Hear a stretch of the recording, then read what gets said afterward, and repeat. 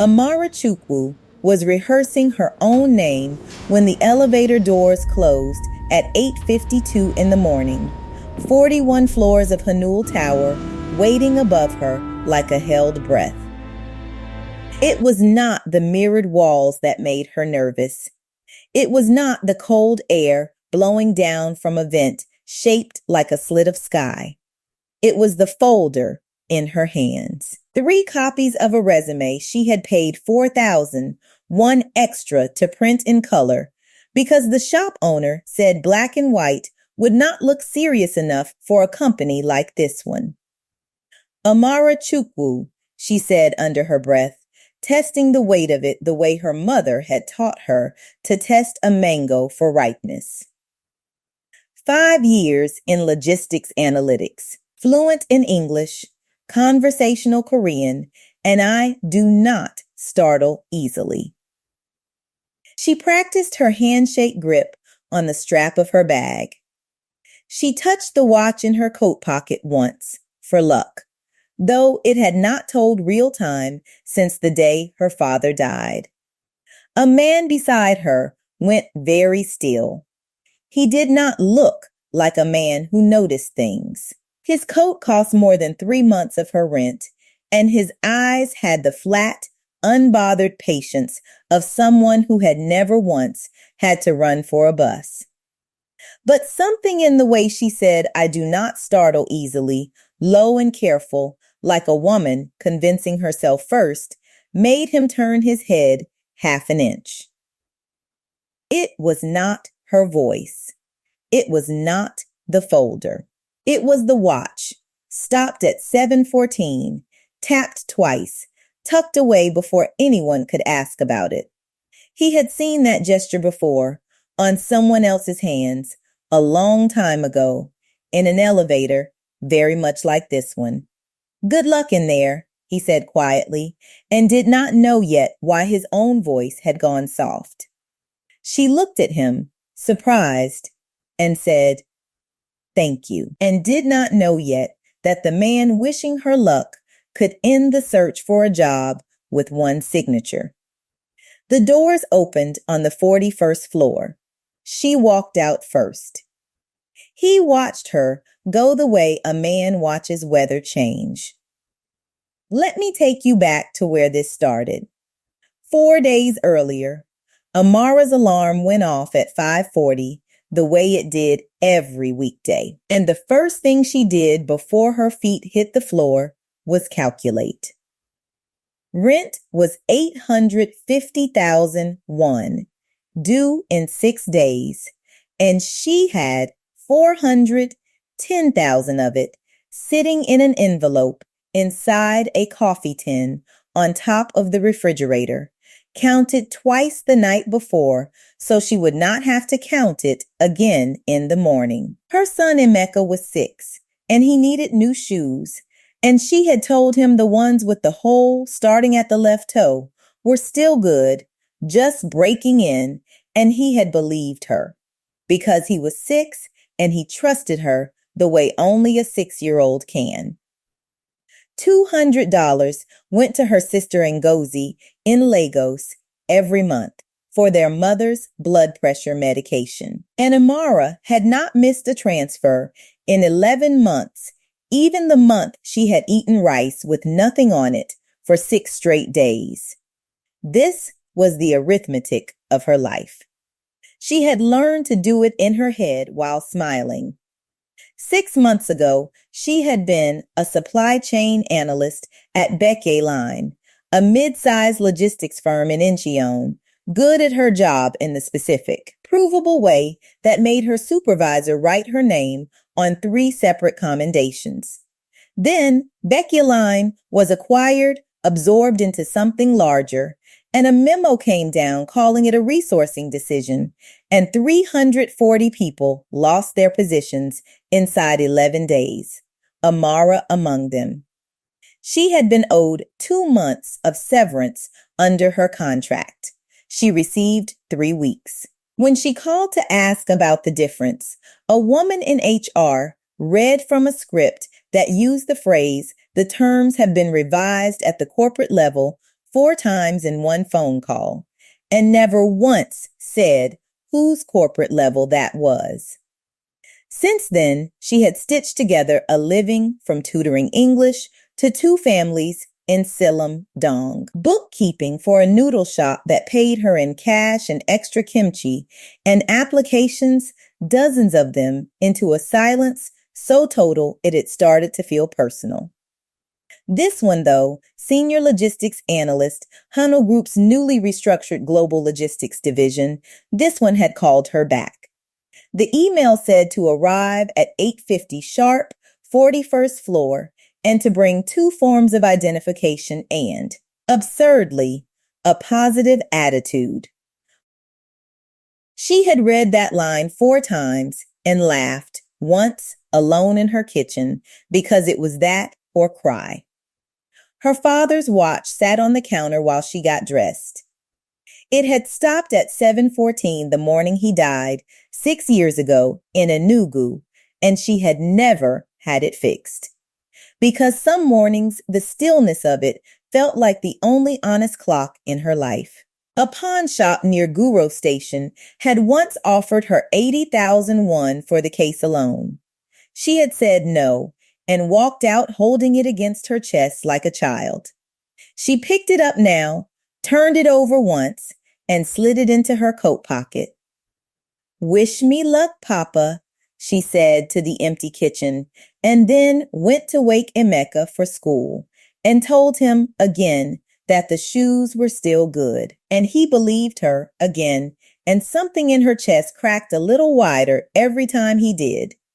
"You are going to get it," Ngozi said on the phone that night, Lagos 6 hours behind and just as loud as ever down a bad connection. "I dreamed of yam last week." Yam means good news is coming, Amara. You know this. You dream of yam every week. Because good news is always coming. I am simply early. A pause, softer. How is my nephew? Growing out of everything I buy him. He asked if we could get a dog. I told him a dog needs its own room, and we do not have enough rooms for the 2 of us. Amara rubbed her eyes. I have 410 in the tin. Rent is 6 days away. You will find the rest. Ngozi's voice went quiet, the way it did when she was about to say something true. You always find the rest. That is not luck, sister. That is you. Amara did not answer that. She looked instead at the folder on the table, 3 copies, color printed. The small photograph paper-clipped to the top corner of each one because the posting had asked for it, which she thought was strange for a logistics role, but had complied with anyway, because compliance cost nothing, and she had learned to spend only what she had. She practiced her handshake on the back of a kitchen chair. She practiced saying, "I do not startle easily," until the words stopped sounding rehearsed and started sounding like the truth. Outside her window, Seoul kept doing what Seoul did at night, glittering over people it had not decided yet whether to notice. In 6 days, her rent was due. In 4 days, she had an interview. She had no idea that in 4 days, in an elevator on the 41st floor of a glass tower she had walked past 100 times and never once entered, a man would go very still at the sound of her voice, and that his stillness would end up meaning more than any severance check ever could. She turned off the kitchen light. She set her father's watch on the nightstand where she could see it. She slept the sleep of a woman who had already survived worse mornings than the one coming. 40 floors above the noodle shops and bus stops of ordinary Seoul, Han Jae-won did not sleep so much as he shut down for a scheduled interval. The way his father used to describe rest before the word became inconvenient to him. His penthouse occupied the top 2 floors of a building he owned, all glass and pale stone, and a silence so complete it had a texture. And at 6 in the morning, he stood at the window in a dress shirt, with the cuffs still folded back from the night before. Looking down at a city he ran a considerable portion of and understood almost none of. His assistant, O.G. Hoon, had been trying to reach him about the interview schedule since 5:40. "You do not sit in on entry rounds," Ji-hoon said when Jae-won finally answered. "You have never once sat in on entry rounds. I am aware." "Then why?" "Because the board wants optics on the restructuring hires," Jae-won said, which was true, and also not the reason, though he could not yet have named the second reason if someone had held a contract in front of him and asked him to sign it. One candidate, 41st floor, 8:50. Ji-hoon, who had worked for Han Jae-won for 9 years and had never once seen him volunteer for anything involving small talk, wrote it down without comment and made a note in the margin of his own private calendar that read only, "Watch him." He did not know why he wrote it. 9 years teaches a man to trust his own margins. Jae-won set down the phone. On his desk, angled so that only he could see it, sat a small framed photograph of a woman in a gray uniform, hands folded, unsmiling, taken outside a building that no longer existed. He had never told anyone who she was.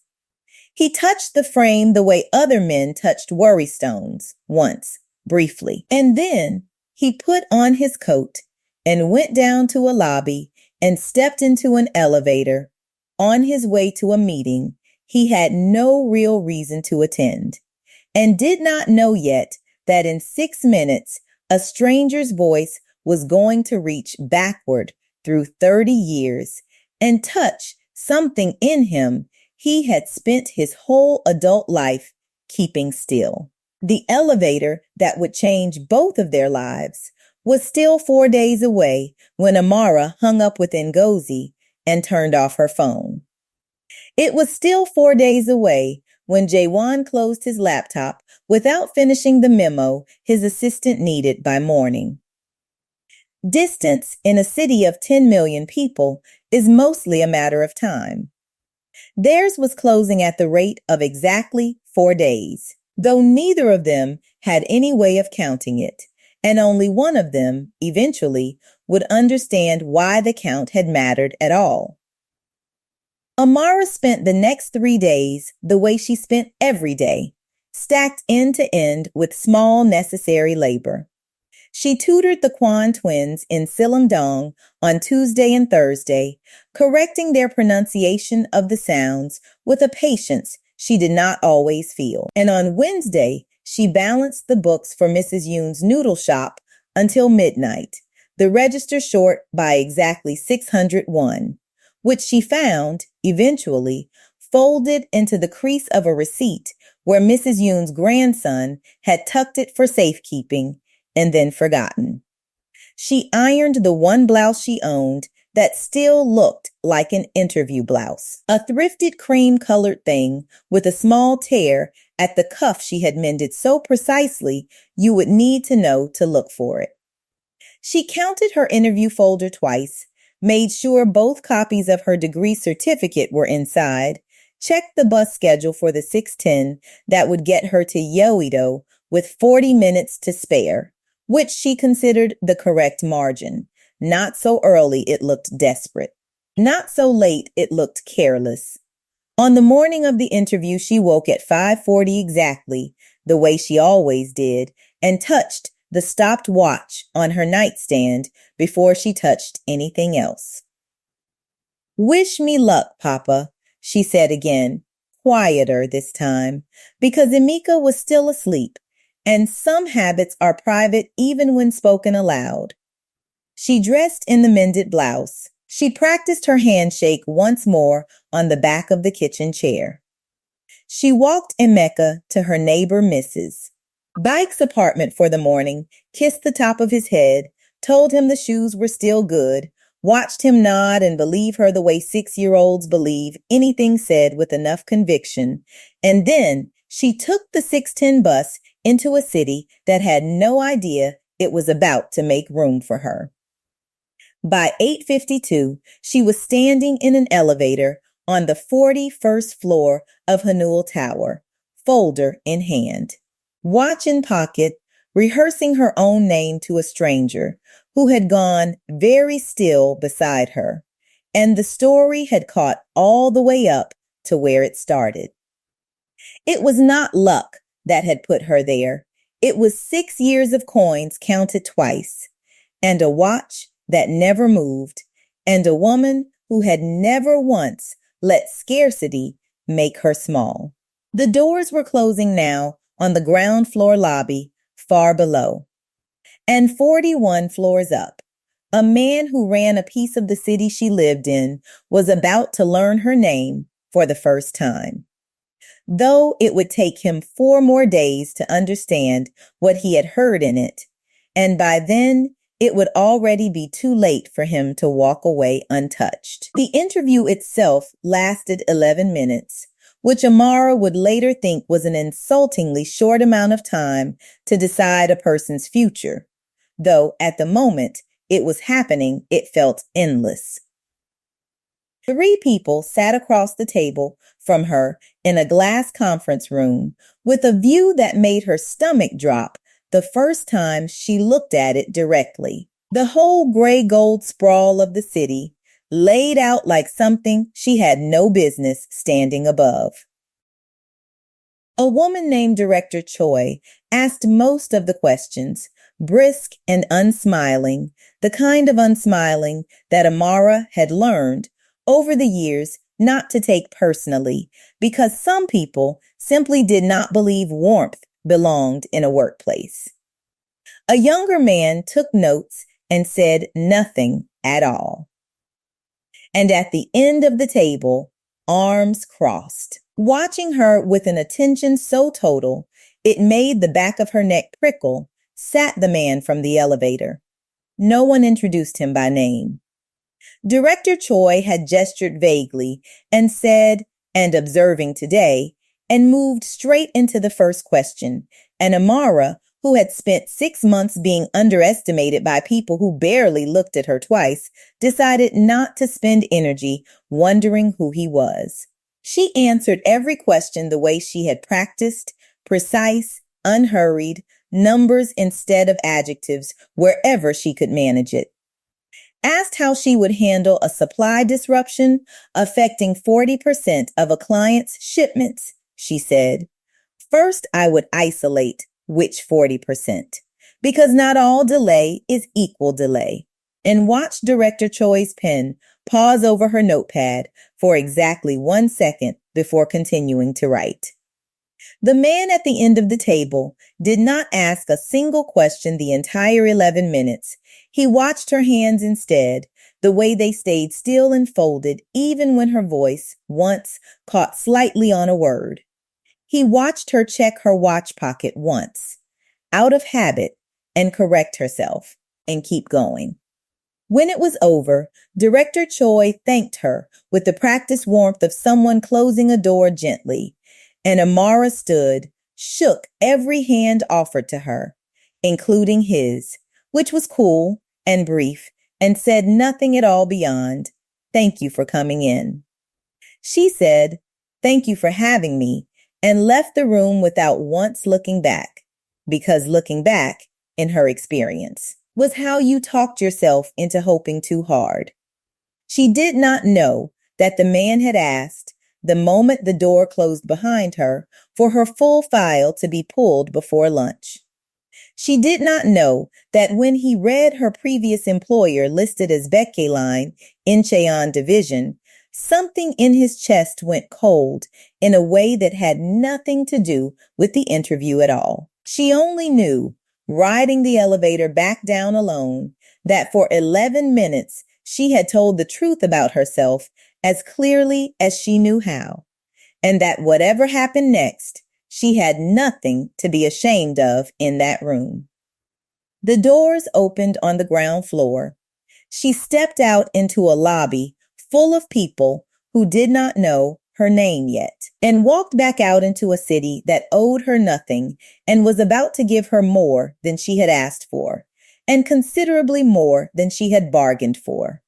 For 3 days after the interview, Amara's life continued exactly as it had before, which was its own quiet cruelty. The Kwan twins still mixed up think and sink. Mrs. Yoon's register still came up short by small, explainable amounts. Rent came due on the fourth day, and she paid it in full, all 850,000 won, watching her coffee tin go nearly empty with a calm she had trained into herself the way other people trained for marathons. She checked her phone 50 times a day and told herself she was not checking it and knew she was lying. 41 floors up, in a boardroom that smelled faintly of imported coffee and old money, Han Jae-won sat through a budget review without hearing a word of it, because on the table in front of him, beneath a stack of unrelated documents where no one else would think to look, sat a single sheet of paper. It was a severance authorization from 11 months prior, the kind of document that crossed his desk in stacks of 40 or 50 at a time in the chaotic months after his father's death, when he had been signing his name so many times a day the letters had started to blur even to him. Back A line, Incheon Division. 340 positions eliminated, revised severance terms, applied retroactively, saving the newly merged division an estimated 1.1 billion won across the fiscal year. His signature was on the bottom of it, small and rushed, exactly the way he signed everything he did not fully read anymore in that period, and above his signature, 3 lines up, in a column of names he had never once looked at individually, was hers. Chukwu Amara Owed, 2 months. Paid, 3 weeks. Difference, 3,800,000 won, unpaid, absorbed into the same column of savings he had approved without lifting his eyes from the page. He sat very still for a long time after the board meeting ended and everyone else had filed out.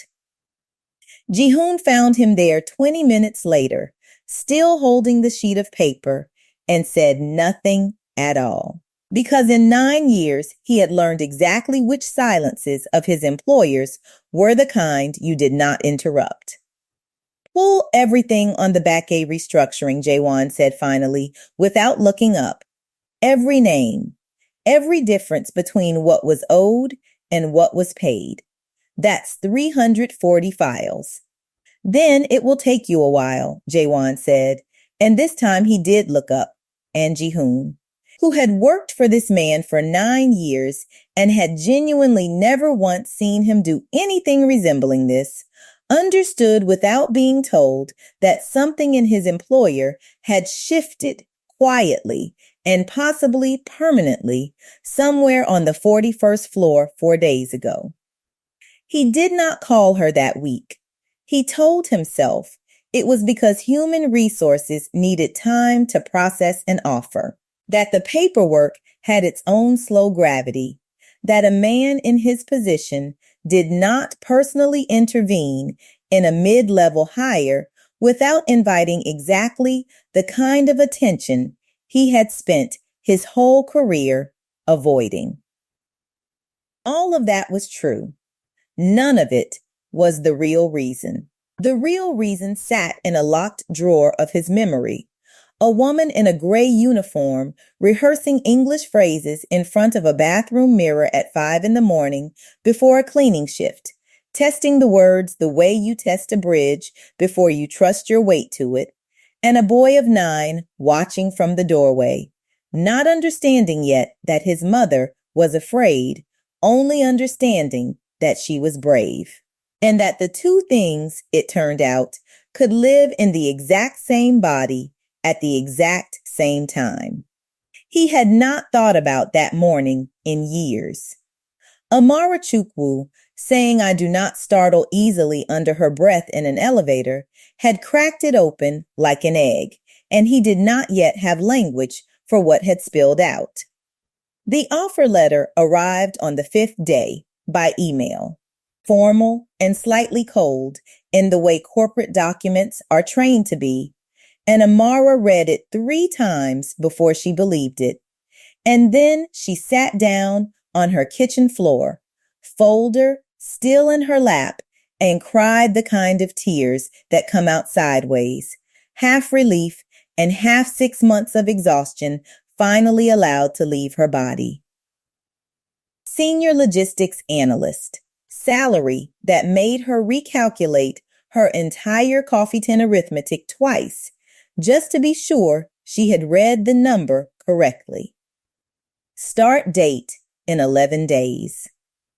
She called Ngozi first, who screamed loud enough that Amara had to hold the phone away from her ear. And then she called Mrs. Bayek to ask if Emeka could stay a little longer that evening, because she needed to sit alone with this feeling before she let anyone else touch it. But it was the second email, the one that came an hour after the offer, that made her sit up straighter. It was from an executive assistant named Oh Ji-hoon, requesting a short call to discuss terms of engagement directly with the office of the CEO, and Amara read that line 4 times. The way she had read the positive attitude line, except this time she did not laugh. She frowned instead and looked again at the interview she had barely thought about all week. And the quiet man at the end of the table, who had asked no questions and watched her hands the entire time, and felt something she could not yet name settle low in her stomach, half warning and half wonder. She had no idea, sitting on her kitchen floor with the folder still open in her lap, that the man from the elevator ran the entire company she was about to work for.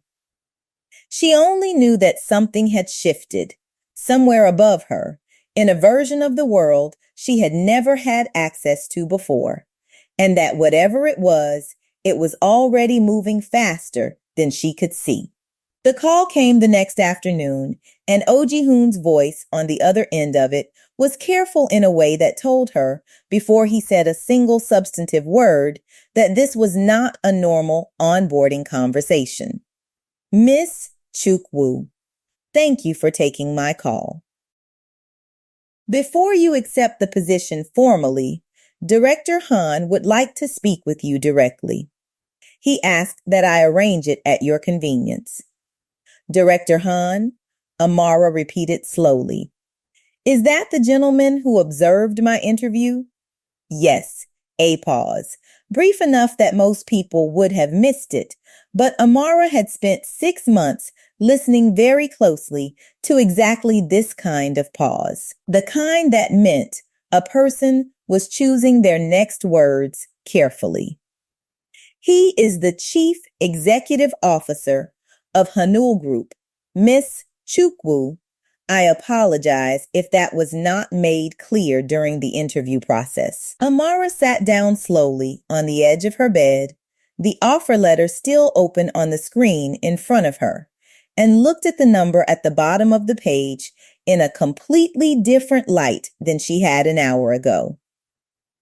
She thought about the man's hands, folded, still, watching hers instead of her face.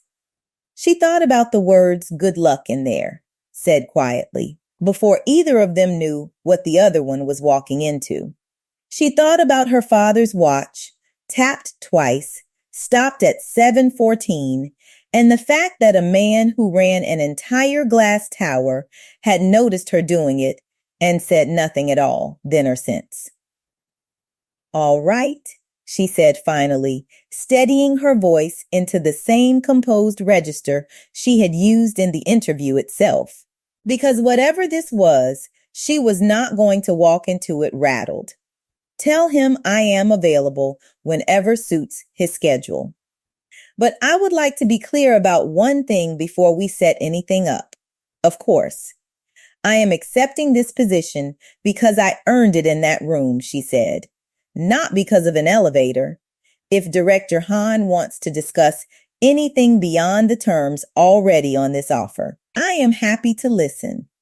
But I am not renegotiating my dignity for a job, mister. Oh, I did that once already at my last company, and I am not doing it again. There was a silence on the line, and then, unexpectedly, something that might have been the beginning of a laugh quickly smoothed over into professional neutrality. I will pass that along, Miss Chukwu, Ji-hoon said, word for word if you don't mind. Word for word is fine, Amara said, and hung up, and sat very still on the edge of her bed for a long moment afterward, watch pocket empty, because the watch itself sat on her nightstand, stopped at 7:14, patient as it had always been, waiting the way she was learning, slowly to wait, not passively, but with her spine straight, and her terms already decided, long before the man on the other end of that phone call had any idea what he was about to walk into. Han Jae-won received Ji-hoon's report standing at the window of his office, the same window he had been standing at 4 days earlier when he had not yet heard her voice.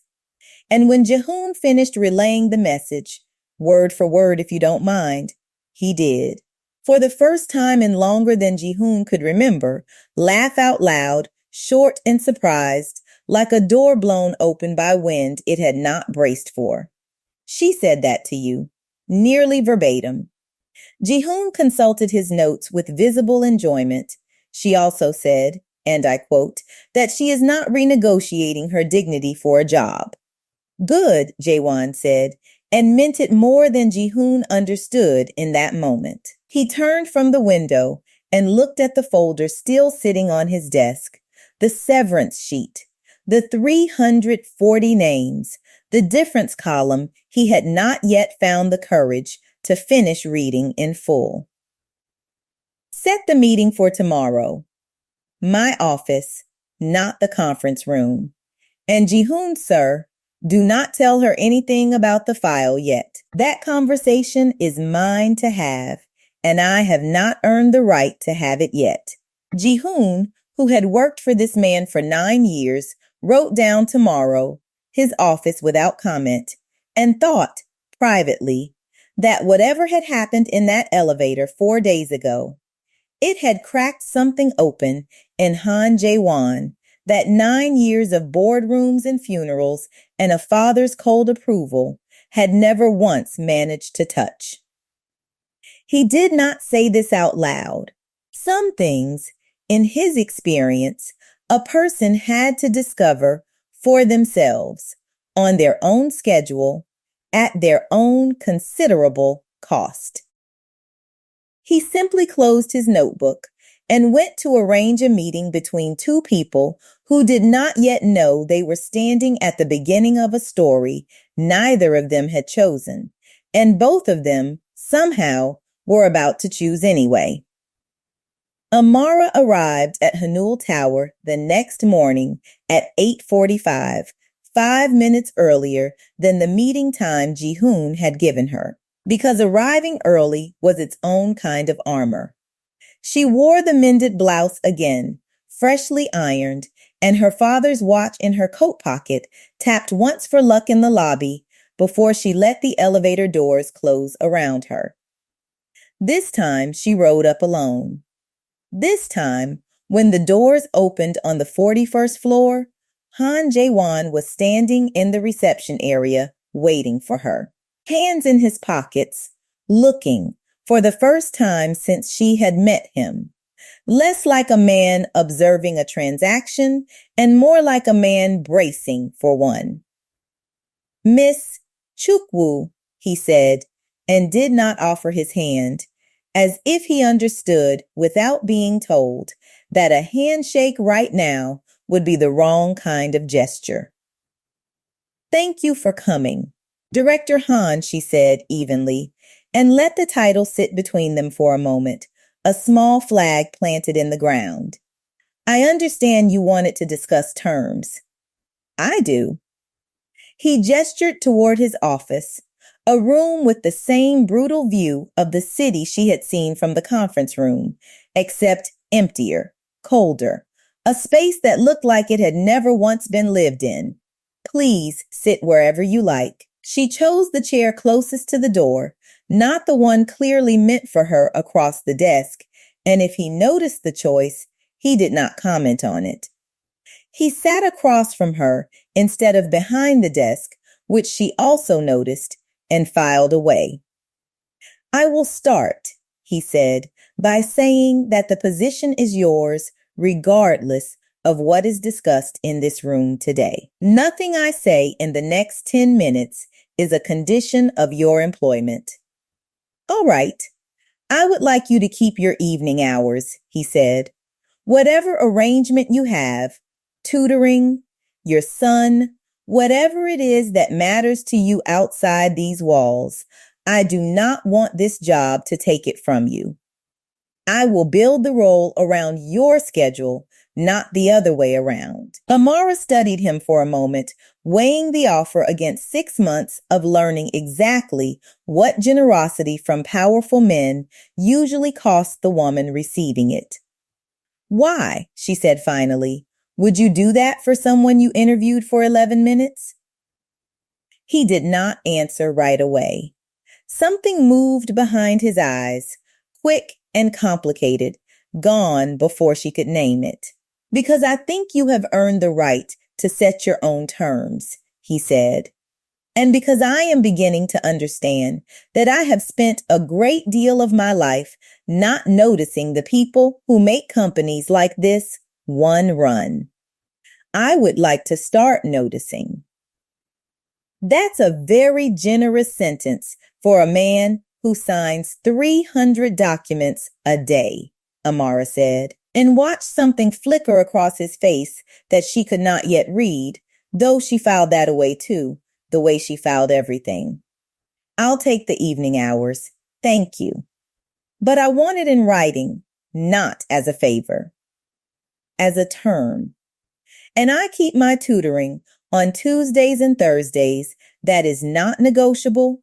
Those families depend on me the same way I depend on this job. Done. And I do not want anyone in this building to think I got this position because you noticed me in an elevator, she said, meeting his eyes directly for the first time since she had sat down. I got it because I answered a question about supply disruption better than anyone else in that room.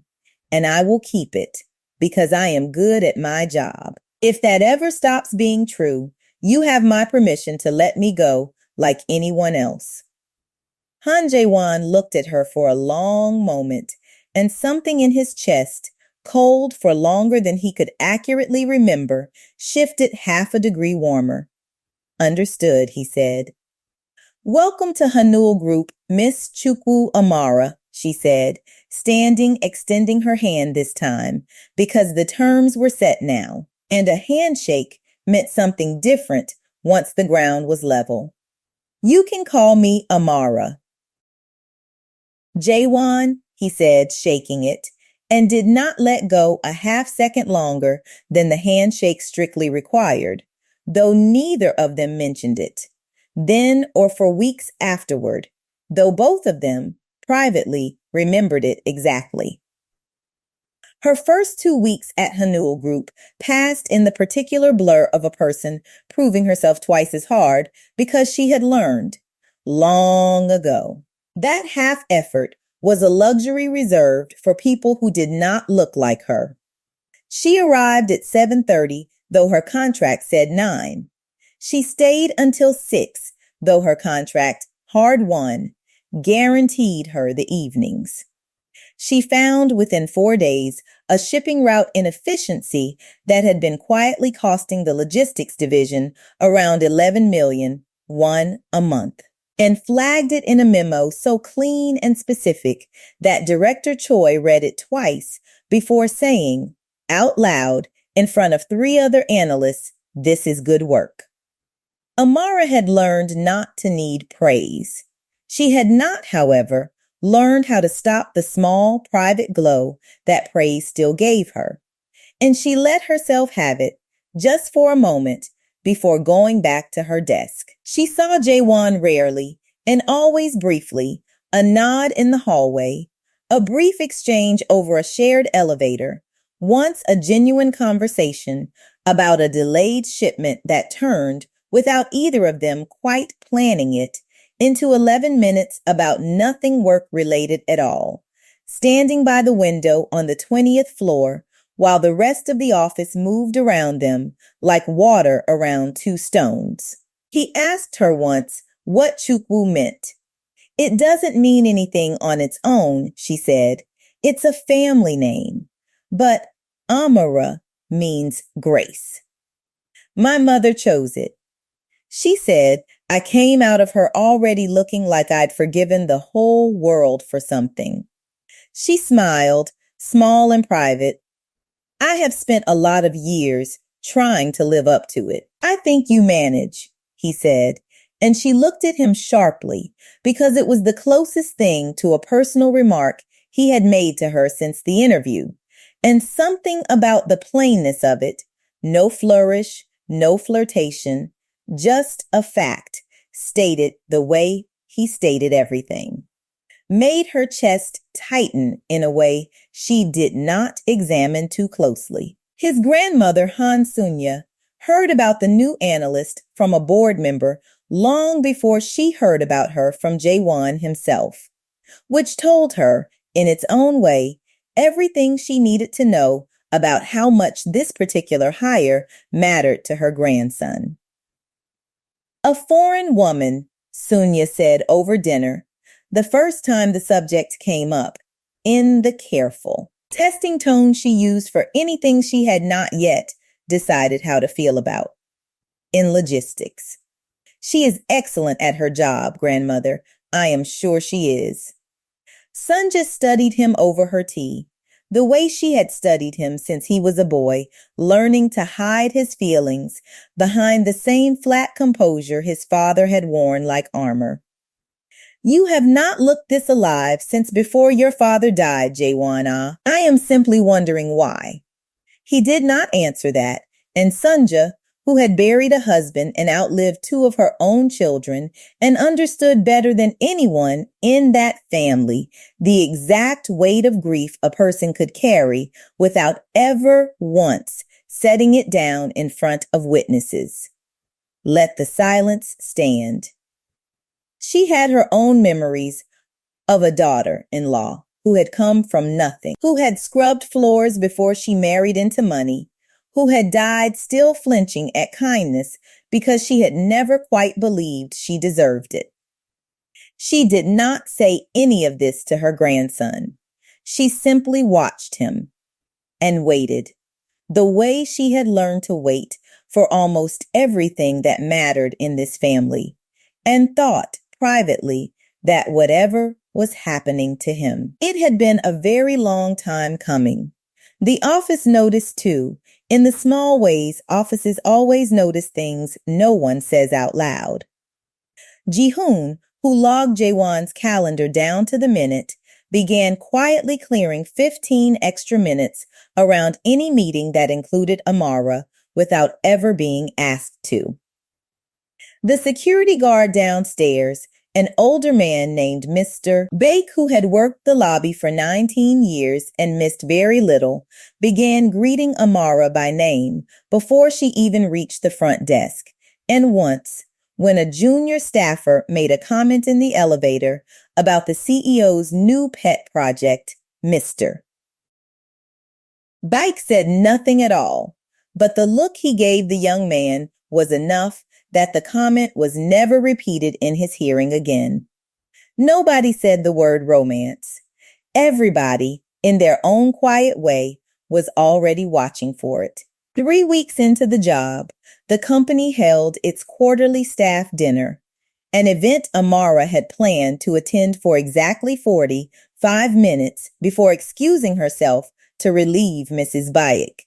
and it was there, in a private dining room on the 38th floor, smelling of grilled meat and imported wine, that the first real crack in the careful distance between them opened, wide enough that neither of them could fully close it again afterward. She had brought a dish of her own, not required, not expected, but she had asked Ji-hoon half as a joke, whether a potluck contribution would be considered inappropriate, and he had said, with the particular seriousness of a man who found the idea delightful, that it would not. She made jollof rice the way her mother had taught her, the way her mother's mother had taught her mother, tomatoes and Scotch bonnet and rice cooked low and slow until the bottom formed a thin crust her family called the bottom pot, the best part, fought over at every gathering she had ever attended. She set it down on the long table between trays of galbi and japchae, and for a moment nobody touched it, uncertain, the way people are uncertain of anything unfamiliar, until Jae-won, without ceremony, walked directly to it, took a plate, and served himself first. The room noticed. Amara noticed the room noticing. "You didn't have to do that," she said quietly, when he came to stand near her a few minutes later, plate in hand. "I wanted to know what it tasted like." He took a bite, chewed, considered it with the same focus he gave everything, and something in his face opened, unguarded, surprised. "This is very good. It's supposed to be spicy enough that you regret your choices a little." "I regret nothing," he said. And then, almost to himself, "It tastes like something someone made with their hands. Everything in this building tastes like it was made by a machine that read a recipe. That's because it usually was." She watched him take a second, larger bite. "My grandmother used to say, you can tell how much a person loves you by how patient they are with the pot. Rush it, and it burns. Wait too long, and it goes cold. You have to stay with it the whole time." He looked at her for a long moment, longer than the comment strictly required, and said, quietly enough that only she could hear it, "I think I have spent my whole life rushing pots." She did not have an answer for that, not one she trusted herself to say out loud in a room full of colleagues. So she simply held his gaze a beat longer than professional distance allowed, and let the silence say what neither of them was ready to say plainly yet. Later that evening, near the end of the dinner, Director Choi made a comment to a junior board member in Korean, low and clearly not meant for wide hearing, something about the CEO's charity case learning to cook her way into a permanent position, and laughed lightly. The kind of laugh designed to sound harmless if repeated. Amara, 3 seats away, did not react at all. She finished her rice. She smiled at the junior analyst beside her and asked a polite question about his weekend. And when Director Choi glanced her way, checking, the way people who say cruel things quietly always eventually check, Amara met her eyes directly and said in clear, unhurried Korean, the rice was made with love, not ambition, Director Choi. But thank you for noticing it was good enough to talk about. The table went very quiet. Director Choi's face did something complicated and did not recover its composure for the rest of the evening. Jae-won, 3 seats down, did not say a word, but the look he gave Amara across the table startled, and then something warmer than startled told her everything she needed to know about how thoroughly she had just been seen. It was 2 days after the staff dinner that the artifact fully detonated, though its fuse had been lit weeks earlier. The moment Ji-hoon finished the file, Jae-won had asked him to compile the day after the interview. He brought it to Jawan's office at 7 a.m. before the floor filled with anyone else and set it on the desk without a word. Because by now, Jehoon understood exactly what he was delivering and to whom. 340 names, Jehoon said quietly. 211 of them were shorted on contracted severance. The average difference is 2.9 million won. The largest single difference belongs to a woman named Chukwu Amara, 3.8 million, unpaid, on a signature dated 11 months ago. Jawan did not open the folder right away. He looked at it the way a man looks at a door he has been avoiding for a long time, and then slowly he opened it and found the page he had half memorized already, and read his own signature at the bottom of it for what felt like the 100th time, except this time the name 3 lines above it had a face attached to it, a voice, a mended cuff on a cream-colored blouse, a stopped watch tapped twice for luck. He read the date again, 11 months ago. He had signed 43 documents that particular week, the week after his father's funeral, when the board had pressed him to demonstrate control before he had fully absorbed the fact that his father was actually gone. And he had signed and signed and signed, barely reading, because reading had felt, at the time, like a luxury he did not have room for. I did this, he said quietly, mostly to himself. You signed a stack of documents during the worst week of your life, Jihoon said, careful but not gentle, because 9 years had taught him that Jawan did not respond well to gentleness when he was trying to be honest with himself. That is not the same as doing it with intent. But it is still your signature. And she is still owed 3.8 million won she has never received. Jawan closed the folder and sat with his hands flat on the desk for a long time. Doing arithmetic he had never once had to do in his life before this, not profit margins, not shareholder value, but the exact cost, in a specific human being's kitchen, of a signature he had not bothered to read carefully. Rent, remittances, a stopped watch. He could have afforded to fix 1,000 times over without noticing the expense that she carried instead like a wound she had decided to live inside of. Does she know, he said finally, that it was my signature? No, HR handled the original notification. Your name never appeared on anything she would have seen directly. Keep it that way for now. Jawan stood, walked to the window, looked down at the city the way he had looked down at it 100 times before. Except this time, it looked different to him, populated, every light a kitchen table where someone was doing arithmetic he had never had to learn. I need to fix the fund before I tell her anything. If I tell her first and fix it second, it will look like I am buying forgiveness. I want to earn the right to have that conversation. And if she finds out before you're ready, Jawan did not answer that question because he did not have an answer he liked.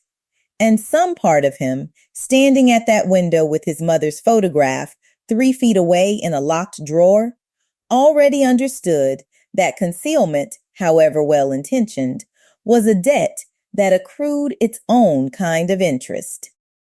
He simply said, start quietly reviewing every file. I want the severance corrections modeled before the board meeting in 9 days.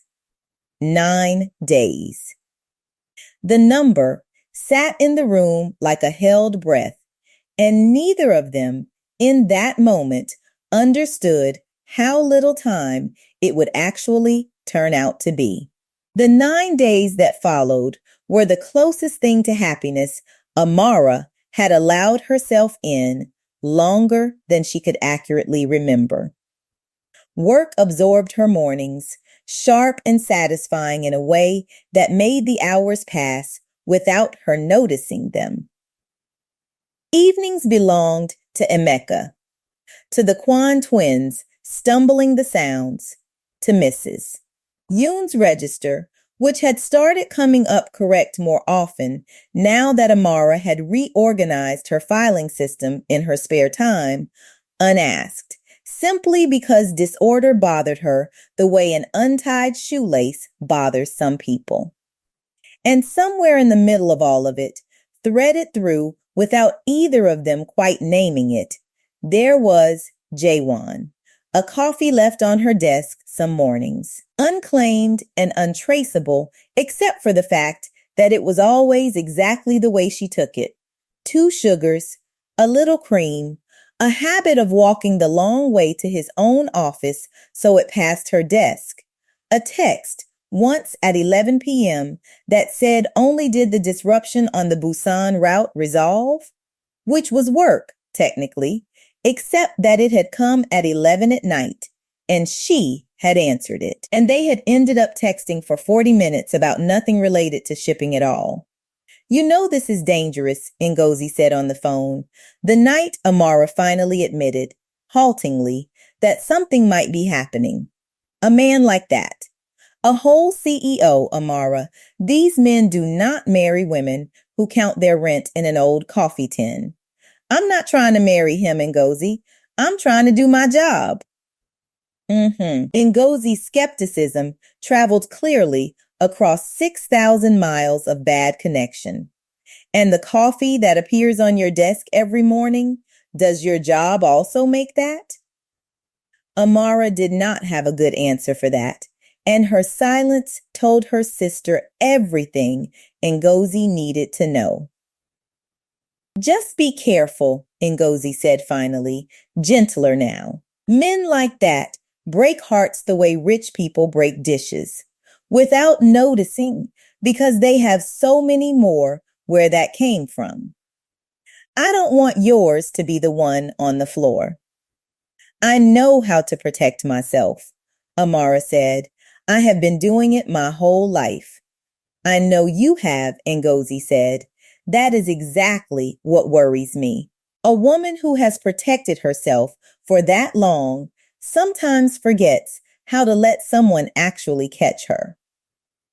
Amara thought about that conversation more than she wanted to admit, lying awake that night with her father's watch on the nightstand where she could see its stopped hands, 7:14, patient and unmoving, the way she had trained herself to be. She thought about the almost moment at the staff dinner, the way Jaewon had looked at her across the table after she answered Director Choi in Korean, startled and warm at once, like a man discovering a room in his own house he had not known existed. She thought about the coffee, exactly the way she liked it, appearing without explanation. She was not a foolish woman. She had survived too much to be foolish about a man's attention. But she was also not, she realized, entirely unwilling, and that admission frightened her more than anything Director Choi had said at the dinner table. Emeka, oblivious to all of it, delivered his own small verdict on the matter one evening when Amara picked him up from Mrs. Bayek's apartment later than usual, still in her work clothes, distracted, her mind half on a delayed shipment and half on a text from Jaewon she had not yet answered. You smell like the tall building, Emeka said, matter of fact, climbing into her lap on the bus home. The one with the man who watches you from the elevator. Amara went very still. What do you mean, watches me? You told me, Emeka said, already losing interest, kicking his feet against the seat in front of him. You said a man was nice to you in an elevator once, before you got the new job. Is he still nice?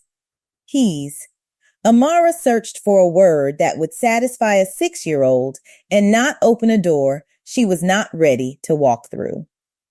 He's very nice, yes. Good, Emeka said, with the total, uncomplicated certainty of a child who had not yet learned that adults complicate simple things for a living. Then you don't have to be tired all the time anymore. He said it so plainly, so without weight, that it landed in Amara's chest like a stone dropped into still water, rings spreading out long after the stone itself had disappeared. She held her son a little tighter for the rest of the ride home and did not answer his text from Jaewon that night after all, because some feelings needed a few more hours of silence before they were ready to be spoken. 9 days had narrowed to 6 when Director Choi requested a private meeting with the board's senior members, unrecorded, off the official calendar, in a conference room on the 39th floor that smelled faintly of the same imported coffee as every other room in the building. Choi had not forgiven the moment at the staff dinner, had in fact spent the better part of 2 weeks turning it over in her mind like a stone she meant to eventually throw. And when she stood at the head of that table, she chose her language the way she always did, with the careful, bloodless precision of a woman who had learned long ago that a euphemism could do more damage than a shout ever could. We have a resourcing decision to make, she began, regarding the optics of the CEO's proximity to a contract tier employee. A pause, deliberate. I want to be clear, this is not personal. It is a brand risk conversation. Hanul Group is finalizing a significant partnership with a conglomerate that has historically been quite conservative about the public image of its leadership. A visible relationship between Director Han and a foreign national in a junior analyst role represents what I would call acceptable exposure under normal circumstances, but not exposure we can afford in the next 6 days, with the board vote on the restructuring's permanence still pending. You are asking us to discuss whether the CEO is allowed to be seen with someone, one of the older board members said, not unkindly, but plainly. I am asking us to consider whether the timing serves the company, Choi said. There is also, and here her voice sharpened just slightly, the matter of Miss Han Sunya's long-standing preference regarding a match with the Yoon family. Saren Yoon is, by every measure, the more appropriate choice for a man in Director Han's position. I raise this not as gossip, but as a stability concern the board is entitled to weigh. Han Sunya, who had not been expected to attend and had come anyway, sat at the far end of the table with her tea untouched in front of her and said nothing for a long moment, letting the room believe, briefly, that Choi's read of her preferences was accurate. Then she spoke, quiet and even. I have watched my grandson for 37 years, Director Choi. I have never once, in all that time, seen him choose grilled meat first at a company dinner and then hold his plate a little differently while he ate it, as though the food itself mattered to him. I saw that 2 weeks ago. She lifted her tea finally, sipped it, set it down with the finality of a woman closing an argument.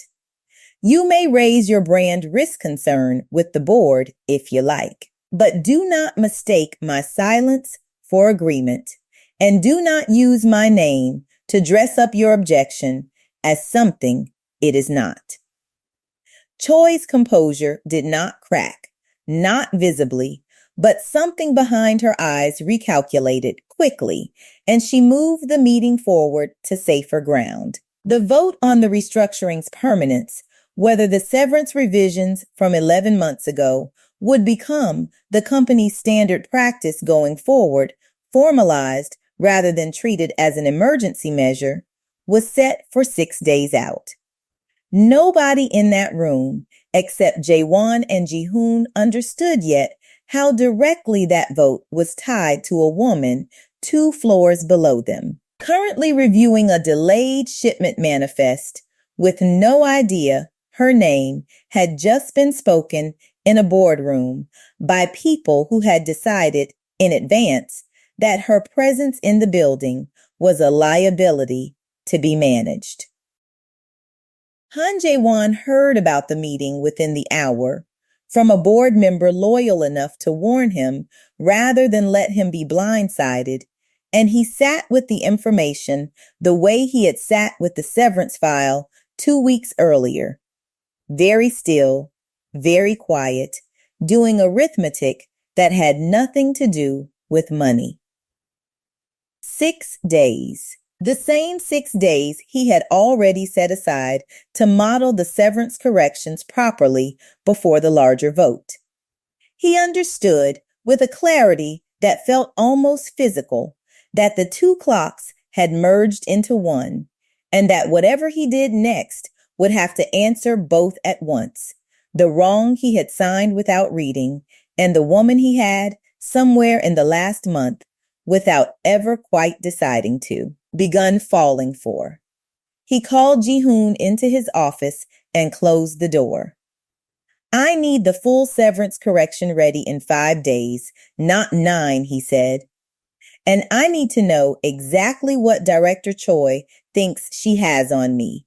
Because if she is bringing brand risk to a boardroom, she is preparing to bring it somewhere louder if this vote does not go her way.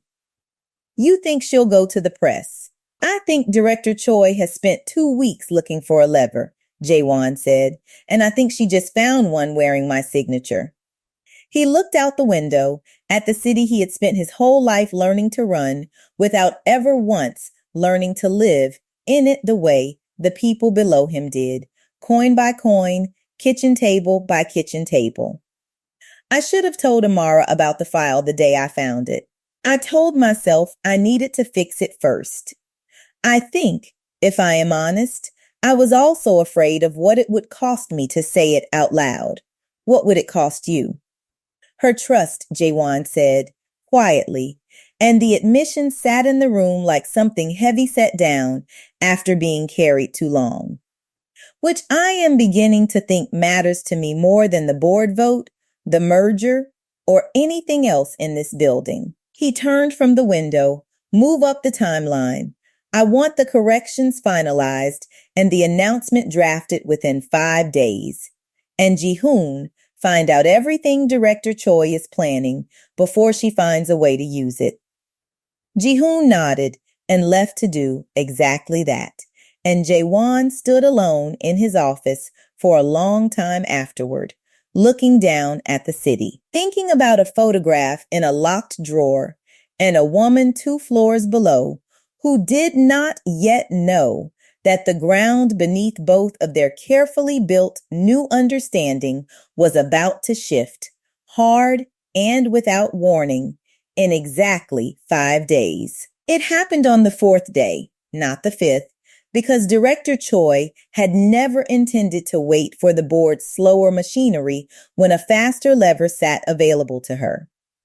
She found it in the same file Jihoon had spent weeks quietly correcting, an early, uncorrected version of the severance spreadsheet, still sitting in a shared drive she technically had access to.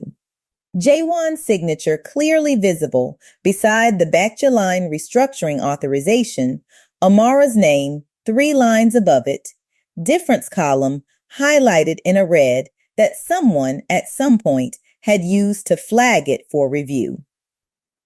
Choi did not need the full context. She needed exactly 1 screenshot and the willingness to place it in front of the one person guaranteed to detonate it without any further effort on her part. She found Amara in the break room on the 20th floor, alone, refilling her water bottle before an afternoon meeting, and set a printed page on the counter beside her without preamble. I thought you should see this before you hear about it from someone less considerate, Choi said, and there was nothing warm in the consideration, she claimed. Only the flat satisfaction of a woman placing a stone exactly where she knew it would land hardest. Director Han's signature. On the document that ended your position at Bakuline. 11 months ago. A pause, precisely timed. He has known who you are and what his company did to you since the week you interviewed. He said nothing. I imagine he had his reasons.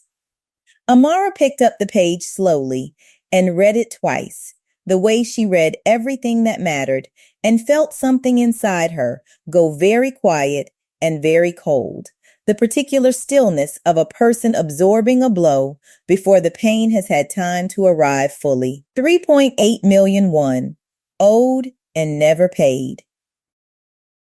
His signature, small and rushed, dated the week she now understood from things he had mentioned in passing had been the week after his father's funeral.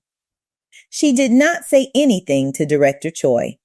She set the page down on the counter with a precision that was its own kind of statement, capped her water bottle, and walked out of the break room without another word. Because whatever she felt in that moment was not for Director Choi to witness, and she had learned a long time ago never to hand her pain to someone who would only use it as a trophy.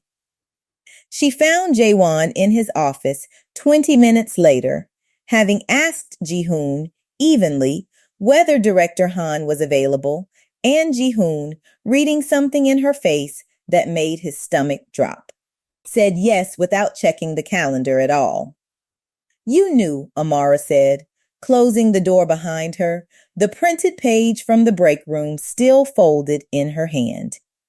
You have known since before I even accepted the job. Your signature is on the document that cost my family 3.8 million won I never received. You sat across from me at that staff dinner. You ate my grandmother's rice. You texted me at 11 at night about nothing. And the whole time, you knew exactly what your company had taken from me, and you said nothing. I found the file the same week I met you, Jaewon said, standing, his voice steady but low.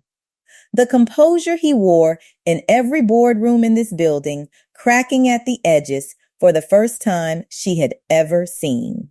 I have spent every day since trying to fix it before I told you, because I did not want to hand you a correction and call it an apology.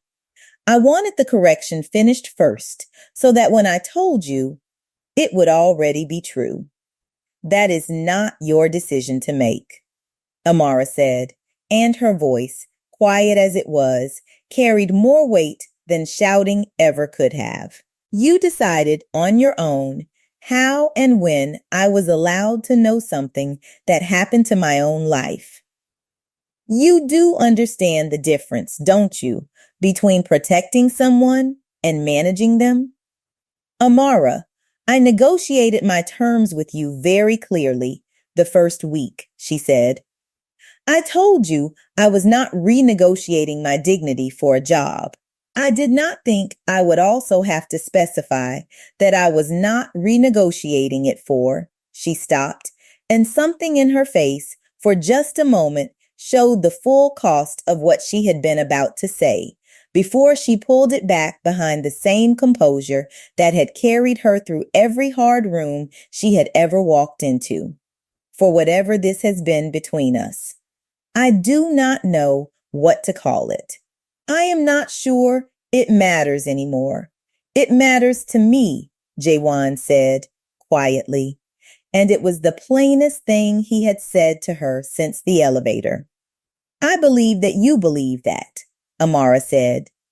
But belief is not the same as proof, Jaewon, and right now, all I have is a signature that hurt my family and 4 weeks of silence about it. She unfolded the page in her hand, set it gently on his desk, the same gesture she had used in the break room, deliberate and final. I am going to finish out the week because I do not walk away from work I have not properly handed off, and because I still believe in the correction you say you are making, whatever my feelings about how I learned about it. But I need you to understand something. She met his eyes directly, and her voice did not shake at all. I did not slam the door on my last job. I did not scream when they shorted my severance.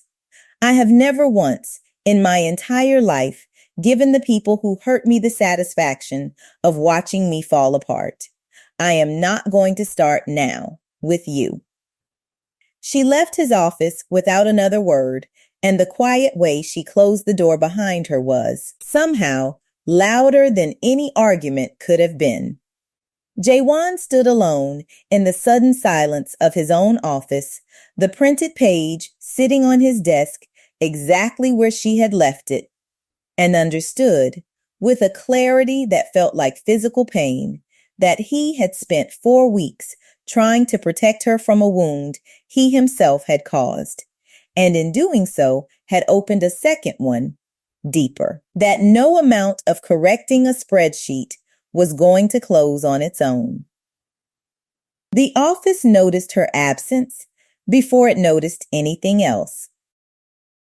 Amara worked the rest of that week with a composure so total it unsettled the people around her more than tears would have, arriving on time, leaving on time, no earlier, no later, every task completed with the same precision she had always brought to her work, and not one word about the meeting that had clearly happened, not one visible crack in the wall she had built around herself. Ji-hoon watched her from a distance and understood, better than anyone else in the building, exactly what that composure was costing her, because he had spent 9 years watching a very similar composure cost his employer just as much.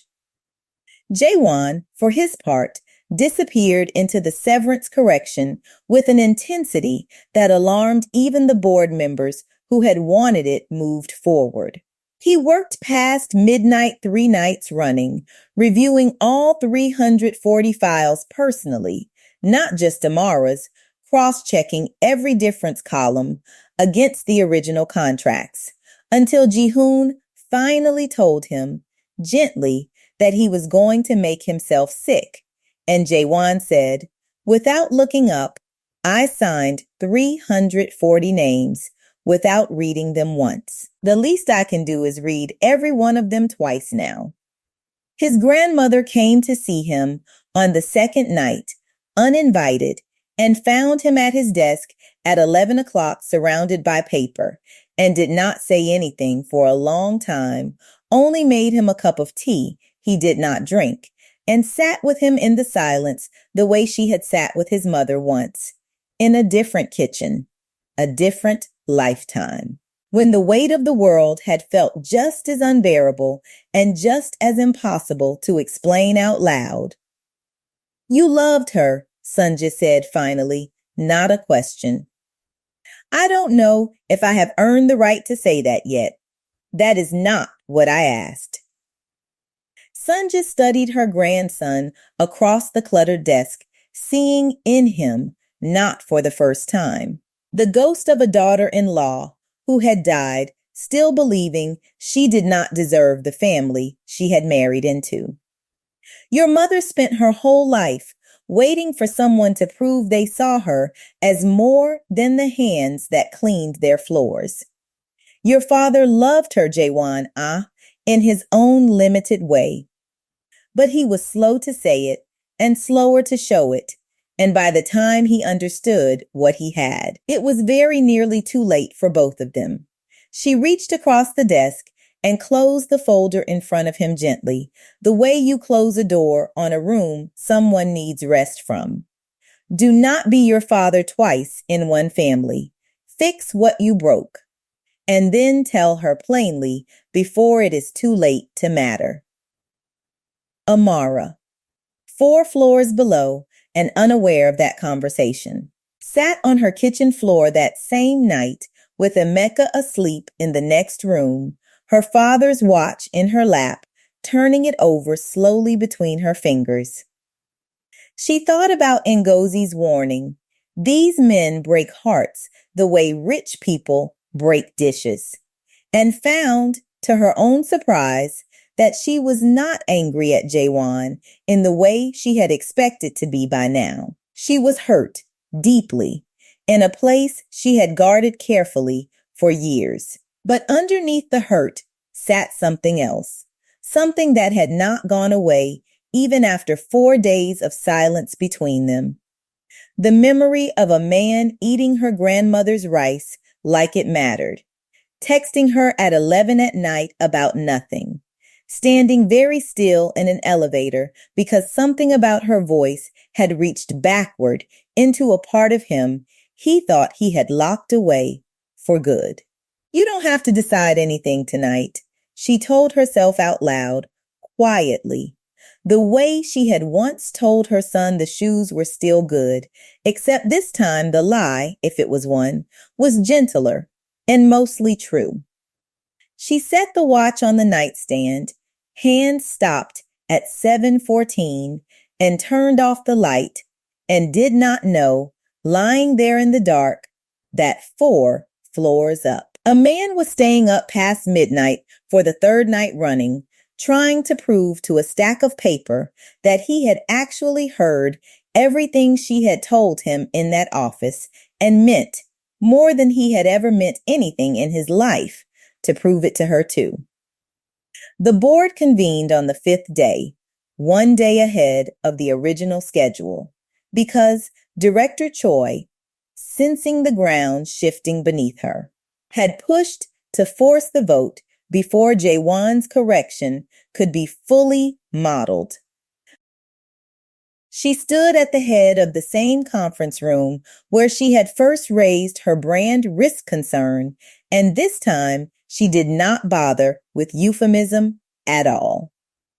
The restructuring savings from the Bachelline acquisition and 11 similar acquisitions since represent 1.1 billion won in annual efficiency, she said.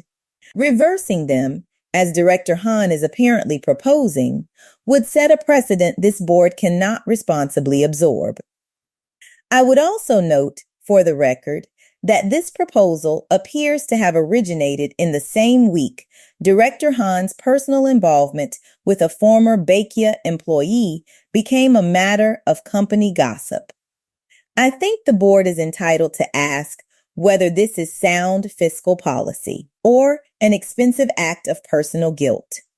It is both, Jaewon said, standing at the opposite end of the table, and the room went quiet at the plainness of it.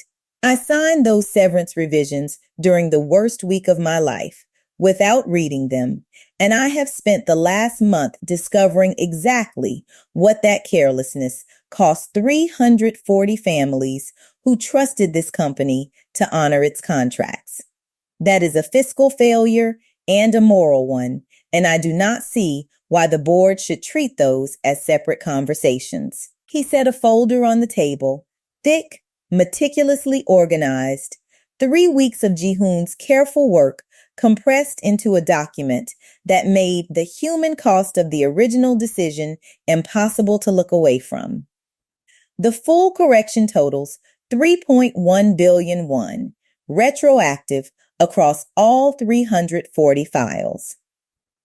I am asking the board to approve it. If the board declines, I will fund it personally out of my own holdings, and I will explain to every shareholder who asks exactly why. The room erupted, quietly, in the particular way boardrooms erupt. Murmurs and shifted papers and glances exchanged down the length of the table, and Director Choi's composure, for the first time in the entire meeting, visibly slipped. You would spend 3 billion won of company money to correct a mistake nobody outside this building was even aware of for the sake of a personal relationship. I would spend it because it is owed, Jaewon said, cutting her off, his voice not raised, but absolutely unmoving. The relationship is a separate matter, and I am not going to discuss it in a boardroom because it does not belong to this board. But I will say this much since you raised it publicly. I did not fall short as a leader because I noticed a woman in an elevator. I fell short because I stopped reading the names beneath my own signature. Fixing that failure is not personal indulgence, Director Choi. It is the minimum requirement of the job you are asking me to keep doing. Han Sunya, seated at the far end of the table, said nothing at all during the vote that followed, but the small private smile she allowed herself as the tally came back overwhelmingly in her grandson's favor. 11-2, Choi among the two, told anyone paying close attention exactly whose side she had been on from the very beginning. The correction passed. 3.1 billion won, retroactive, distributed to 340 families across the city, most of whom would receive the news the following week as a formal letter of apology and a check they had stopped expecting 11 months ago. And at the end of the meeting, as the room emptied, Hansunya stopped beside her grandson and said only, quietly, "Now go find her." A board vote is not a love letter, Jae-won-ah. She still deserves to hear the rest of it from you, not from a headline. The formal reversal made the financial press within 2 days, framed, despite Jae-won's best efforts, exactly the way he had feared it might. CEO personally funds massive severance correction following internal restructuring review, and though his name was the one in the headline. It was the quieter version of the story, circulating through the building itself, that mattered more to the people who had actually lived it. Amara heard about the correction from Ji-hoon before she heard about it from anyone else, standing in the break room where, 5 days earlier, Director Choi had handed her the page that broke something open in her chest. 3.1 billion across all 340 files, Ji-hoon said, not quite meeting her eyes, because even after 9 years of professional discretion, he found this particular conversation difficult to have with the composure his job usually required. Yours will be corrected in full, with interest calculated from the original date owed. He insisted on the interest. Legal told him it wasn't required. He said required wasn't the standard he was using. Amara said nothing for a long moment, absorbing the number, the specificity of it, the interest calculated from the exact date it should have arrived and never did, the kind of precision she recognized instantly as belonging to a man who had learned, finally, to read every line beneath his own signature. "Where is he?" she said finally. "His office. He's been there most of the last 3 days. I don't think he slept properly since the board meeting." Ji-hoon hesitated, then added, quietly, in a departure from 9 years of careful neutrality, "For what it's worth, Ms. Chukwu, I have worked for that man a long time. He does not do this, any of this. I have never once seen him give a boardroom an ultimatum over a personal matter, and I have certainly never seen him offer to spend his own money to prove a point to a woman who was, at the time, no longer answering his texts. He allowed himself the smallest smile. I am not telling you what to do with that information. I am only telling you that it is, in my professional experience, extremely rare. Amara found him standing at the window of his office that evening, the city spread out below in its usual glittering indifference, and he turned when he heard the door, and something in his face, tired and unguarded in a way she had never seen it, made her pause in the doorway before either of them said anything at all. "I heard about the board vote," she said finally. It's not an apology, Jaewon said, before she could say anything else. I want to be clear about that. Fixing the money was the minimum requirement of having signed my name to something I should have read. It does not erase the 4 weeks I let you find out the wrong way.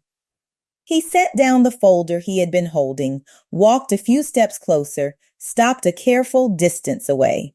Close enough to speak quietly, far enough to leave the choice entirely hers. I am not asking you to forgive the silence. I am telling you I understand, finally, exactly what it cost you, in every sense of that word. And I intend to spend considerably longer than 4 weeks proving that I heard you. In that office, when you told me the difference between protecting someone and managing them. That's a very controlled speech for a man who apparently hasn't slept in 3 days, Amara said, and something in her voice, dry and careful, was the first sign of warmth she had let through since the break room. I have had a great deal of time to think about what I wanted to say to you, if you ever let me say it.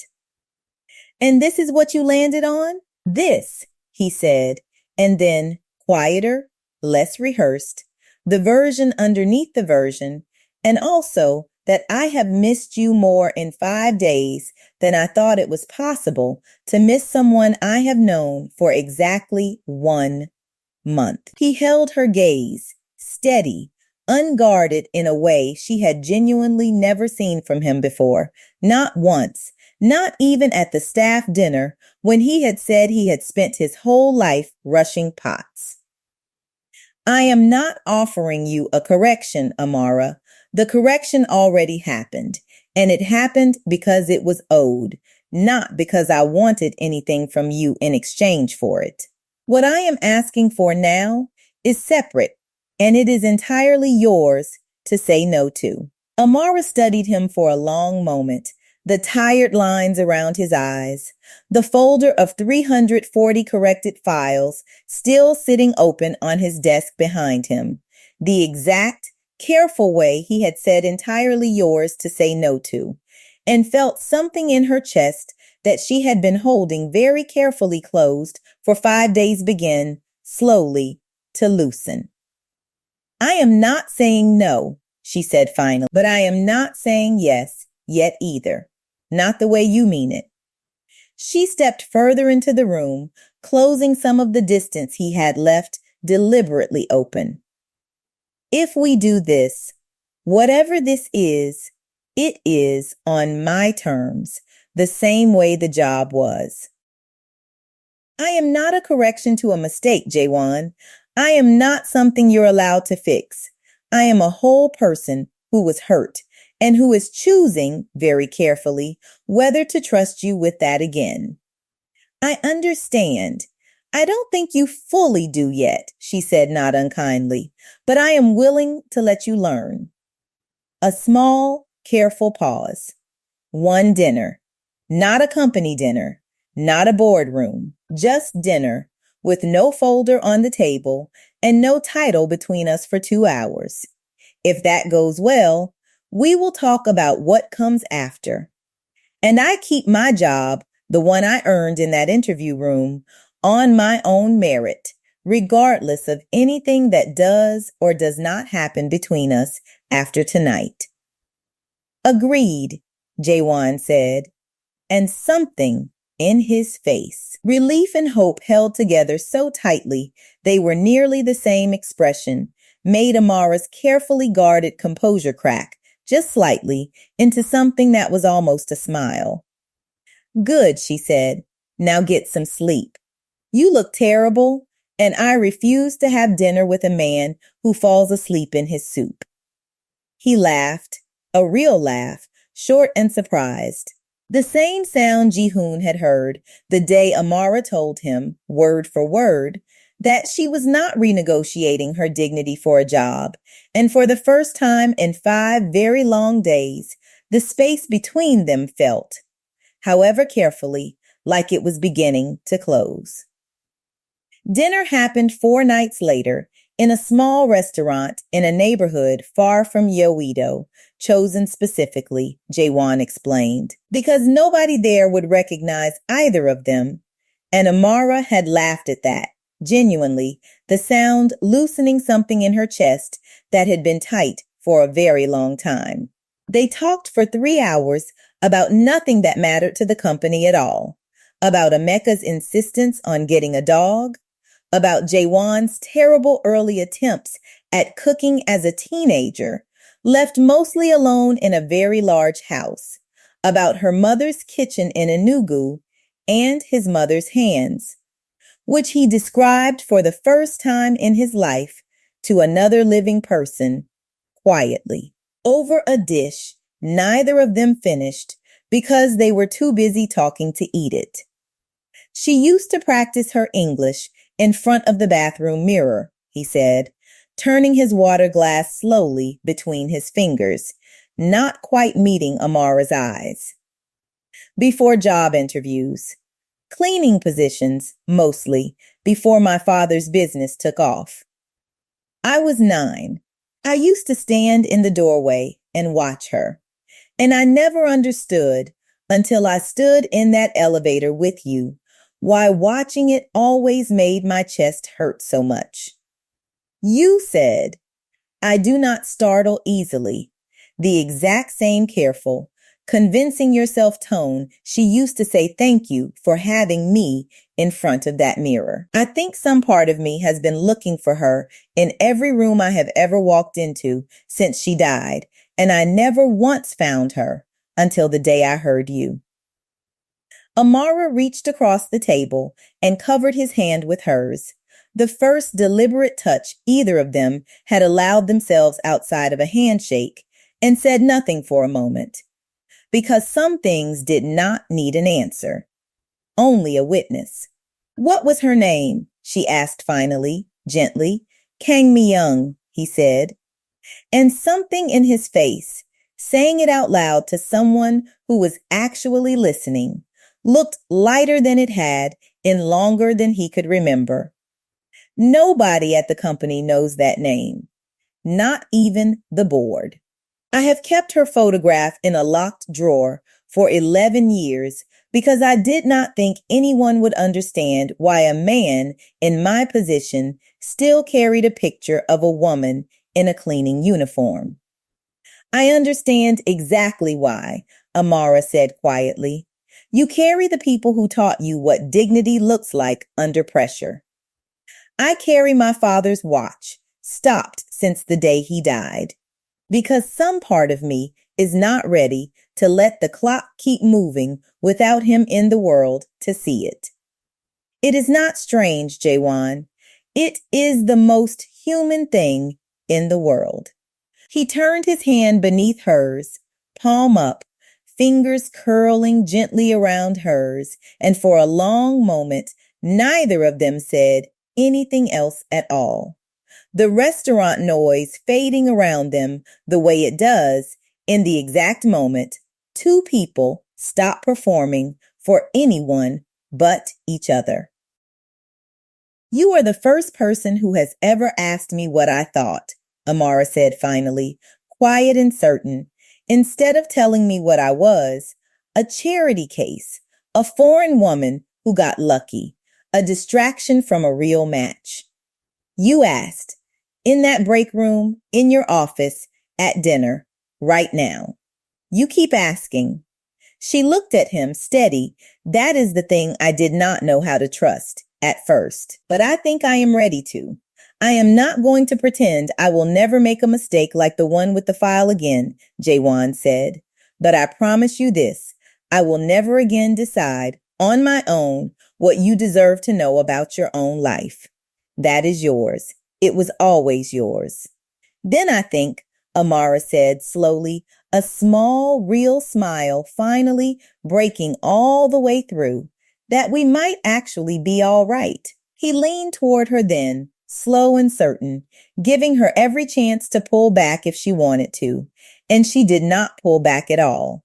And the kiss that followed was gentle, brief, and entirely unhurried, the exact opposite of every rushed, careless thing either of them had ever known.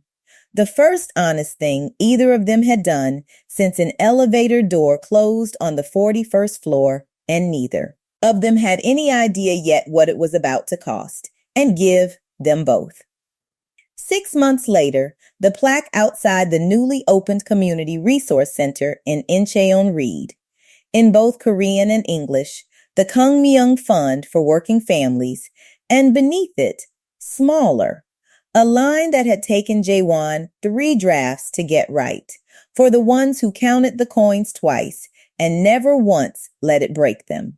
The fund had already processed corrected severance for all 340 former Baekje Line employees with interest and had gone further than the board vote required, establishing an emergency bridge fund for any Hanul Group restructuring going forward, reviewed personally every quarter by Jaewon himself, who had not signed a document without reading it fully in 6 months and did not intend to start again.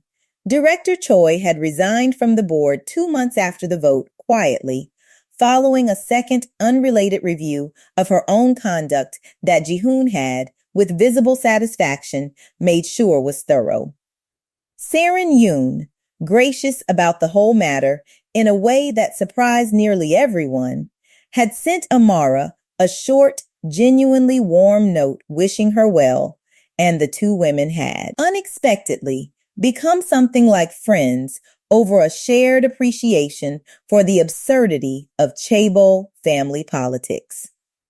Han Sunya had taken to calling Amara granddaughter within the family, though never once in front of the board, where she preferred to let people draw their own conclusions and be wrong about the timeline. Amara still worked Tuesdays and Thursdays with the Kwan twins, though now mostly because she wanted to, not because she needed to, and Emeka had gotten his dog, a small, badly behaved thing named Bolt that Jaewon had bought without consulting anyone.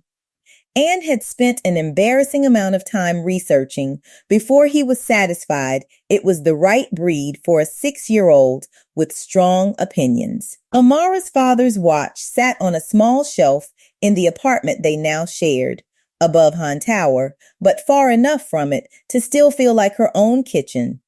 And it was running again. Jaewon had found a watchmaker in Insadong who specialized in exactly this kind of repair, and had it fixed without telling her, and presented it back to her on the 6-month anniversary of the night they first spoke in. That elevator, hands ticking forward for the first time in 6 years, still reading 7:14 only in the photograph she kept of the original, stopped face, taped inside a drawer, a reminder of everything the watch had carried before it was allowed to move again. You didn't have to fix it, she told him, turning it over in her hands that evening, listening to the small, steady sound of it working again. I know, Jaewon said. I wanted it to keep time with us instead of against us. He watched her fasten it around her wrist, the first time she had worn it rather than carried it in 6 years. Your father waited a long time to see you land somewhere solid. I thought it was time the watch started keeping up with you again. At the community center's opening, Amara noticed a young woman standing near the entrance, folder clutched to her chest, mouthing something under her breath the way Amara herself had once done in an elevator on the 41st floor. And she recognized the posture instantly. The rehearsed handshake grip, the careful, convincing herself tone, the specific exhaustion of a person trying to look calm while carrying more than calm should ever have to carry. Amara crossed the room and stood beside her. First interview? The young woman startled slightly, then nodded. Second, the first one didn't go well. A small, embarrassed laugh. I keep telling myself I don't startle easily. I'm not sure it's working. Amara smiled, and something in her chest, warm and complete, in a way 6 years of coin counting had never once let her feel, settled into place. It's working better than you think, she said. Trust me, I know exactly how this story goes. She reached into her bag, pulled out a card with the fund's information on it, pressed it gently into the young woman's hand. Whatever happens in there, you have already survived harder rooms than this one. That is not luck. That is you.